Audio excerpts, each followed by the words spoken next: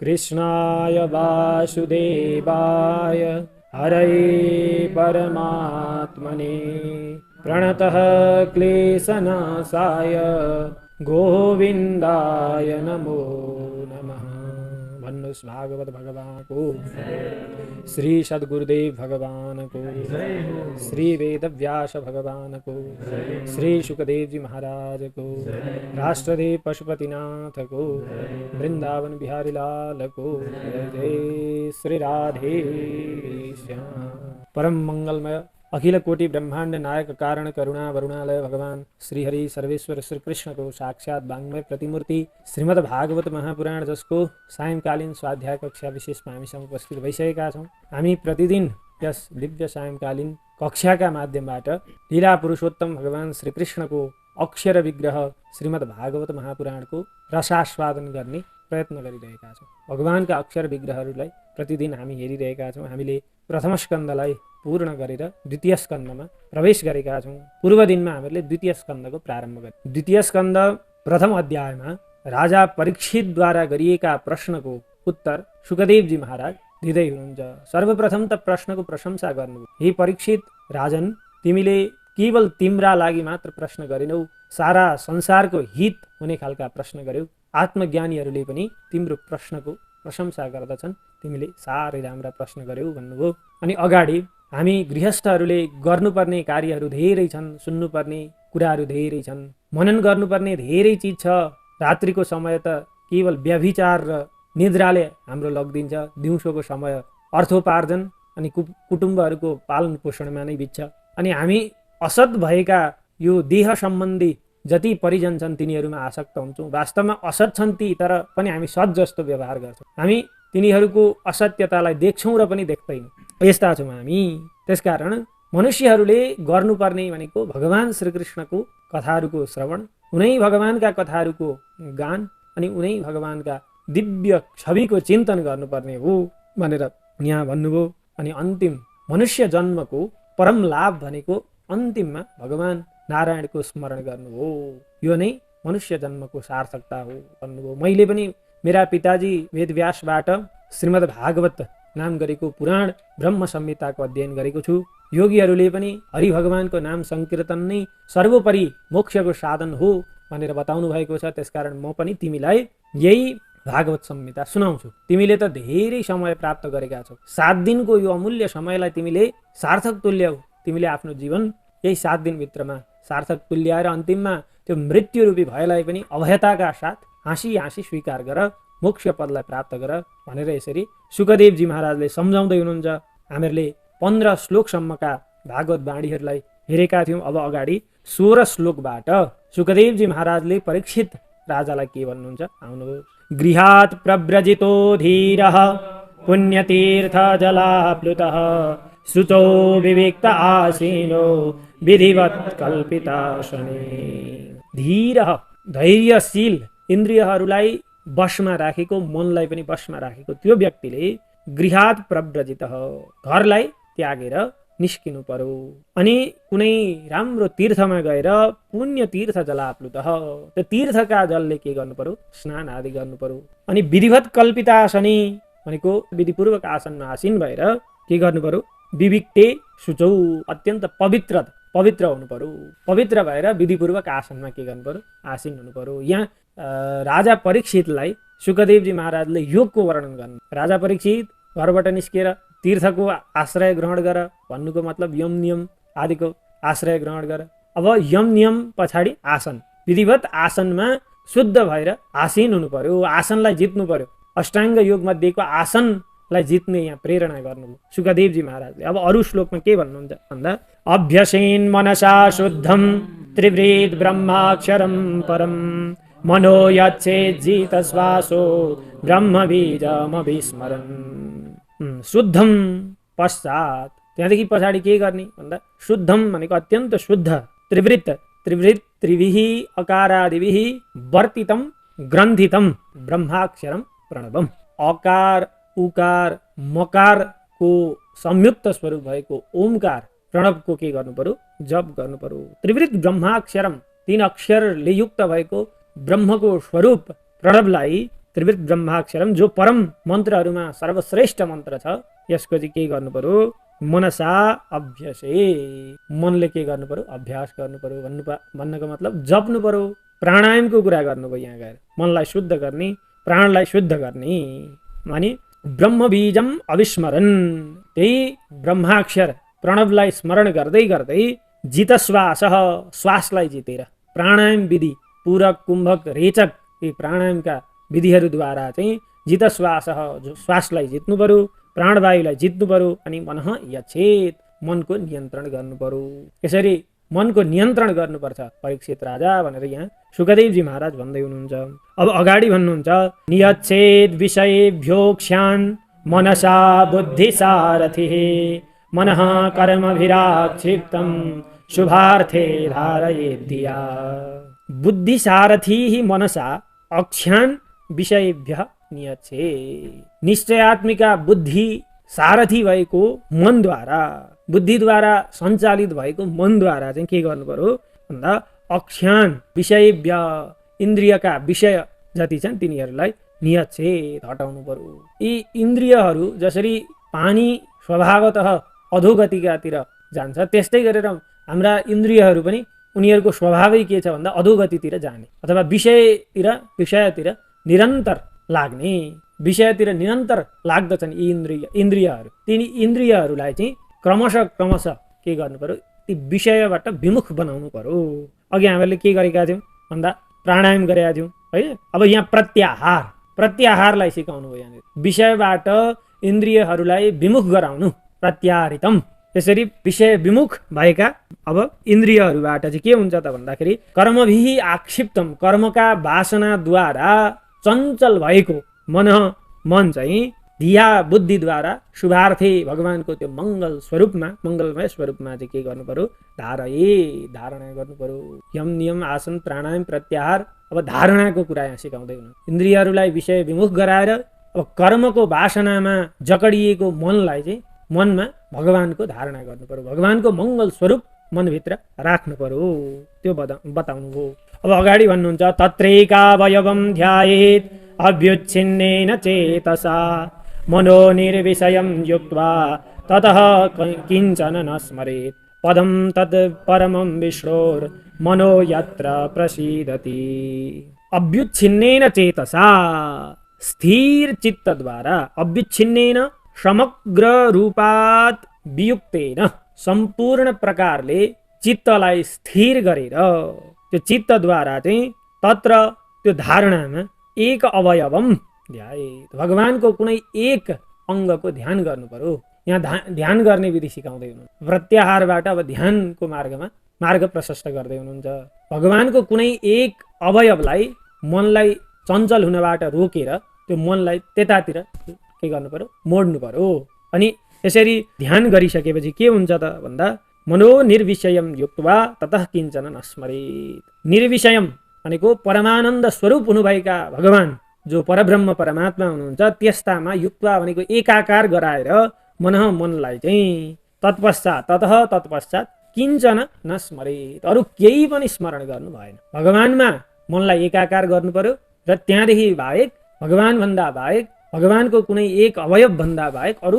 कुनै कुराको पनि स्मरण गर्नु भएन ध्यानमा पुग्यौँ हामी अब ध्यानदेखि अगाडि के हुन्छ त भन्दा समाधि तत् विष्णोः परमं पदम त्यो अवस्थामा प्राप्त गरिसकेपछि अन्तिम अवस्था के हो भन्दा समाधि अवस्था भनेको तत् विष्णोः परमं पदम भगवान विष्णुको के हो परम पद तत्र त्यहाँ चाहिँ पुगिसकेपछि के हुन्छ त भन्दा मन प्रसीदति परमात्माको त्यो आनन्दमय प्रेममय स्वरूपलाई प्राप्त भएर आनन्दलाई प्राप्त गर्दछ मन यो योग पनि तीन प्रकारका हुन्छन् एउटा बहिरङ्ग योग अर्को अन्तरङ्ग योग र अर्को आध्यात्मिक बहिरङ्ग योग भनेको के भन्दाखेरि यम नियम आसन प्राणायाम प्रत्याहार सम्मको कुरो जति पनि अष्टाङ्ग योगमा छ त्यो भनेको बहिरङ्ग योग हो हामीहरूले यो स्थूल शरीरद्वारा आचार विचार नियम यम आदिद्वारा चाहिँ आफूलाई परमात्माको योगमा उन्मुख गराउने यी बहिरङ्ग योग मार्गहरू अब अन्तरङ्ग भनेको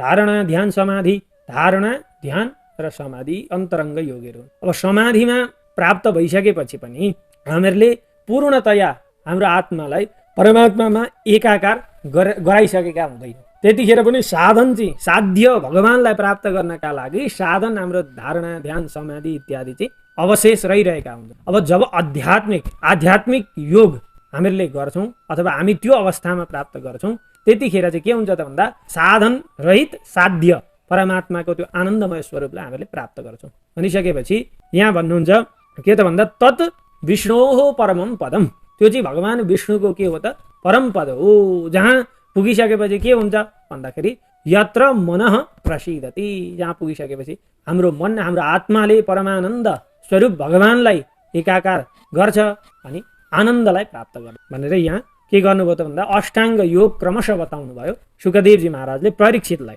अब अगाडि भन्नुहुन्छ रजस्तमोभ्याम आक्षिप्तम विमूढम मनस आत्मनः यच्छे धारणया धीरो हन्ति या तत्कृतं मलम। अब हामीहरूले अन्तरङ्ग योगको पनि कुरा सुन्यौँ। अब आध्यात्मिक योगको कुरा यहाँ तल्लो श्लोकमा गएर बताउनुहुन्छ। के भन्नुहुन्छ भन्दा त्यो अन्तरङ्ग योग गरेर समाधि अवस्थालाई प्राप्त गरिसकेपछि पनि फेरि त्यो आत्माले रजोगुण र तमोगुणको अवस्थालाई ग्रहण गरेर पुनः मल विकार आदि प्राप्त गर्न सक्दैन भन्ने होइन, मनले भनौँ न। अब यहाँ के भन्नुहुन्छ त भन्दा आत्मनः मन, आफ्नो मनलाई रजस्तमोभ्याम रजोगुण र तमोगुणले आक्षिप्तम भनेको आक्षिप्त र विमूढम छ विमूढ बनाइदिन्छ भन्ने यस्तो लाग्छ यदि भने त्यो समाधि अवस्थामा पुगिसकेपछि पनि यदि त्यस्तो लाग्छ भने चाहिँ धीर पुरुषले धारणामा गरेर धारणालाई धारण गरेर भनौँ न धारणामा गएर या धारणया जुन धारणाद्वारा तत्कृतम मलम रजोगुण र तमोगुणद्वारा जो आक्षिप्त र विमूढ रूप मललाई प्रदान गर्न खोजेका छन् तिनीहरूलाई चाहिँ के गर्नु पर्यो तत्कृतम मलम हन्ति, धारणाद्वारा त्यो मनलाई नियन्त्रण गर्नु पर्यो धारणाले। अनि जुन धारणाले चाहिँ के गर्छ त भन्दा रजोगुण र तमोगुणद्वारा प्राप्त आक्षिप्त र विमूढ रूप मललाई चाहिँ के गर्छ भन्दाखेरि हन्ति नाश गर्दछ, त्यसरी नाश गर्दछ। अब त्यो नाश गरिसकेपछि अनि हामीहरूले बल्ल आध्यात्मिक योगलाई प्राप्त गर्न सक्दछौँ। यस्यां सन्धार्यमाणायां योगिनो भक्तिलक्षणः आशु सम्पद्यते योग आश्रयं भद्रमीक्षतः। यस्यां जुन धारणामा सन्धार्यमाणानां भनेको सर्वोत्तम तरिकाले हाम्रो मनलाई धारित गरिसकेपछि के हुन्छ त भन्दाखेरि भद्रम आश्रयम इक्षतः, मङ्गल रूप परमानन्द भगवानको स्वरूपलाई अनुभव गर्ने भएका योगीजनहरूले भक्ति लक्षण योग भक्ति रूप योगलाई चाहिँ आशु सम्पद्यते शीघ्र नै के गर्दछन् प्राप्त गर्दछन् सम्पन्न गर्दछन्। हो यहाँ आइपुगिसकेपछि हामीहरूले चाहिँ के गरियो भन्दा आध्यात्मिक योगलाई सम्पन्न गरियो। जब त्यो धारणा सर्वोत्तम तरिकाले हामीहरूले गरिन्छ, धारणा भन्नुको मतलब के त भन्दा इन्द्रियहरूलाई विषय विमुख गराएर के गर्ने भन्दा स्थिर गरिसकेपछि भगवानको कुनै एक अवयवमा आफ्नो मनलाई लग्ने र त्यहाँदेखि बाहेकको अरू केहीको पनि स्मरण नगरिकन भगवत चिन्तन गरेपछि अनि हामीहरूले त्यो रजोगुण र तमोगुणद्वारा बीचमा बाधा गर्न आउने खालका आक्षिप्त विमूढ यस्ता खालका भावलाई पनि जब नष्ट गर्छौँ तब मात्रै हामीहरूले परमानन्द स्वरूप भगवानलाई प्राप्त गर्न सक्दछौँ भनेर यहाँनिर राजा परीक्षितलाई शुकदेवजी महाराजले बताउनु भयो। अब राजा परीक्षित यहाँ शुकदेवजी महाराजलाई प्रश्न गर्दै हुनुहुन्छ। यथा सन्धार्यते ब्रह्मन् धारणा यत्र सम्मता यादृशी वा हरिदासु पुरुषस्य मनोमलम। हे ब्रह्मन्, हे ऋषीश्वर, हे शुकदेवजी महाराज, यथा जसरी धारणा सन्धार्यते धारणालाई धारण कसरी के हो साधन, धारणा भनेको के हो, त्यो धारणा गर्ने साधन के हो त्यो बताउनु। अनि यत्र सम्मता धारणा, जहाँ के हुन्छ त भन्दा धारणा रहन्छ अथवा केमा हो धारणा गर्ने, जुन वस्तुमा धारणा राखिन्छ धारणा गरिन्छ त्यो वस्तु भन्नुहोस्। अनि यादृशी वा धारणाको त्यो स्वरूप कस्तो छ त्यो बताउनुहोस्। अनि त्यो धारणाद्वारा के हुन्छ त भन्दा आशु शीघ्र नै पुरुषस्य मनोमलम हरेत, त्यो धारणालाई अभ्यास गर्ने भएका पुरुष जीवहरूको मललाई चाहिँ विकारलाई चाहिँ त्यो धारणाद्वारा के हुन्छ नष्ट गरिदिन्छ, हरण गरिदिन्छ। भनिसकेपछि कस्तो स्वरूप छ त्यो धारणाको, अनि केमा धारणा गर्ने, कसरी गर्ने, यो सारा कुरा बताउनुहोस् भनेर राजा परीक्षितले भन्नुभयो। अब यहाँ अगाडि गएर सुखदेवजी महाराजले भगवानको स्थूल विग्रहमा कसरी हामीले हाम्रो मनलाई एकाकार गर्न सकिन्छ भनेर यहाँ सम्झाउनुहुन्छ। श्री शुक उवाच जितासनो जितश्वासो जितसङ्गो जितेन्द्रियः स्थूले भगवतो रूपे मनः सन्धारयेति यथा भन्ने प्रश्न गर्नुभएको थियो नि त, कसरी हैन, जसरी भन्दा कसरी हैन, कसरी भन्दा जितासन, पहिले आसनलाई जित्नु पर्यो, आसनलाई विजय गर्नु पर्यो। अनि जितश्वास प्राणायामका माध्यमबाट श्वासमा नियन्त्रण गर्न सक्नु पर्यो। अनि जितसङ्ग इन्द्रियको जो विषय आसक्तता छ त्यो विषय आसक्तताबाट इन्द्रियहरूलाई विमुख गराउनु पर्यो। जितसङ्ग जितेन्द्रिय आसक्ति रहित इन्द्रियलाई बनाइसकेपछि मात्रै हामीले धारणा प्राप्त गर्न सक्दा रहेछौँ। कसरी भन्ने यो परीक्षित राजाको प्रश्नमा यसरी भनेर जितासनो जितश्वासो जितसङ्गो जितेन्द्रिय भन्नुभयो होइन। अनि यत्र कहाँ चाहिँ धारणा गर्ने त भन्दाखेरि यहाँ भन्नुहुन्छ भगवतः स्थूले रूपे धिया मनः सन्धारयेत्। भगवानको स्थूल विग्रहमा, विराट पुरुषको स्थूल विग्रहमा के गर्नु पर्यो, मनलाई चाहिँ बुद्धिद्वारा धारण गर्नु पर्यो। कसरी, आसन प्राणायाम अनि इन्द्रियहरूलाई जय गरेर, केमा, भगवान स्थूल रूपमा, भगवान विराट पुरुषको स्थूल रूपमा मनलाई धारणा गर्नु पर्यो। विशेषस्तस्य देहोऽयं स्थवेष्टस्थवीयसां यत्रेदं दृश्यते विश्वं भूतं भव्यं भवच्च सत्। स्थवीयसां स्थविष्टः स्थूलहरूमा पनि अत्यन्त स्थूलतम भएको अयम विशेषः यो ब्रह्माण्डात्मक भगवानको समष्टि रूप चाहिँ के हो त भन्दा तस्य तत् विराट पुरुषस्य देह शरीर हो। यो सारा संसार ब्रह्माण्ड नै के हो त भन्दा विराट पुरुषको देह हो। पुरा संसारलाई नि भगवानमय देख्नु पर्यो। अनि के त भन्दा यत्र जुन विराट पुरुषको त्यो ब्रह्माण्डात्मक शरीर छ, समष्टि शरीर, त्यसमा चाहिँ इदम विश्वम, यो विश्वको, भूतम भूतकाल, भव्यम हुनेवाला भविष्यत्काल र भवच्च सत् जो अहिले भइरहेको छ वर्तमान, यो सबै चाहिँ के गर्नु पर्यो, दृश्यते देख्नु पर्यो। इदम दृश्यते, यो भगवानको ब्रह्माण्डात्मक स्थूल रूपमा भूत भविष्य वर्तमान तीनै अवस्थालाई के गर्नु पर्यो, देख्नु पर्यो। यो सारा ब्रह्माण्ड नै के हो त भगवानको विराट स्थूल शरीर हो भनेर यसरी देख्न सक्नु पर्यो। आण्डकोशे शरीरेस्मिन् सप्तावरण संयुते वैराजः पुरुषो योऽसौ भगवान् धारणाश्रयः। सप्तावरण संयुते, सातवटा आवरणद्वारा आवृत भएको, घेरिएको। के सातवटा आवरण भन्दा पृथ्वी, जल, तेज, वायु, आकाश अनि महतत्व अहंकार र यति सातवटा। महतत्व अहंकार, पृथ्वी, जल, तेज, वायु, आकाश, यी सात आवरणद्वारा घेरिएको अस्मिन यो आण्डकोशे शरीरे ब्रह्माण्डात्मक भगवानको यो स्थूल शरीरमा चाहिँ यह वैराजः पुरुषः, यो आण्डकोश रूप स्थूल शरीर नै वैराजः पुरुष जो विराट पुरुष हुनुहुन्छ। अनि असो भगवान् धारणाश्रय, उनै विराट पुरुष नै के हुनुहुन्छ, धारणाको आश्रय हुनुहुन्छ। यादृशी भनेर यहाँ भनिएको थियो नि त हैन, जस्तो स्वरूप छ भन्दाखेरि उनै स्थूल रूप भगवानमा, भगवान त्यो हो धारणाको स्वरूप। अनि केमा धारणा गर्ने त, यत्र सम्मता भन्दाखेरि चाहिँ यो ब्रह्माण्ड रूप जो भगवान विराट पुरुषको शरीर छ त्यो नै के हो, धारणाको आश्रय स्थान हो भनेर यहाँ स्थूल रूप भगवानको स्थूल विराट पुरुषलाई ब्रह्माण्डमा घटाउँदै हुनुहुन्छ यहाँनिर शुकदेवजी महाराज। पातालमेतस्य हि पादमूलं पठन्ति पार्ष्णी प्रपदे रसातलं महातलं विश्वसृजोऽथ गुल्फौ तलातलं वै पुरुषस्य जङ्घे। हि निश्चय नै एतस्य विराट पुरुषस्य, वैराजस्य, विराट पुरुषको पादमूलं पातालम, पैताला नै के हो, पाताल हो। विराट पुरुषको पैताला नै के हो, पाताल हो, पाताल लोक हो भनेर यसरी देख्नु पर्यो। त्यो ध्यानी व्यक्तिले, त्यो योगी व्यक्तिले जसले परमात्मालाई योग मार्गद्वारा प्राप्त गर्न चाहन्छ त्यसले चाहिँ पाताललाई भगवानको पैताला, विराट पुरुषको पैतालो सम्झिनु पर्यो। अनि अगाडि भन्नुहुन्छ रसातलम पार्ष्णी प्रपदे, भगवानको गोलीगाँठो र खुट्टाको पन्जा, पाउको पन्जालाई चाहिँ के सम्झिनु पर्यो भन्दा रसातलम, रसातल सम्झिनु पर्यो अथवा त्यसो भन्दछन्। अनि विश्वसृजः, विश्वका स्रष्टा हुनुभएका भगवान विराट स्वरूपको चाहिँ गुल्फौ गोलीगाँठा चाहिँ के हुन्छ भन्दा महातलम महातल हुन्। अनि त्यस्तै गरेर वै निश्चय नै पुरुषस्य कुनै विराट पुरुष परमात्मा भगवानका जङ्गे भनेका पिडुला भगवानका के हुन् त भन्दाखेरि पुरुषस्य जङ्गे तलातलम भई भगवान विराट पुरुष परमात्माका पिडुला चाहिँ तलातल हो। यसरी त्यो भनेर चाहिँ के भन्छन् त कसले भन्छन् भन्दाखेरि विद्वानहरूले पठन्ती भन्ने गर्दछन्। भगवानको स्थूल स्वरूपको वर्णन गर्दै हुनुहुन्छ। विराट पुरुष परमात्मालाई यो संसारमा ब्रह्माण्डमा घटाउँदै हुनुहुन्छ यहाँ सुखदेवजी महाराजले राजा परीक्षितलाई श्रवण गराउँदै। हामी पनि त्यही क्रममा आज भगवानको स्थूल स्वरूपको चर्चा गर्ने क्रममा आजको यो सत्र आजको यो सायंकालीन कक्षालाई यही विश्राम गरौँ। भोलि क्रमशः फेरि भगवानको यी दिव्य अक्षर विग्रहहरूको हेर्ने क्रम जारी रहनेछ।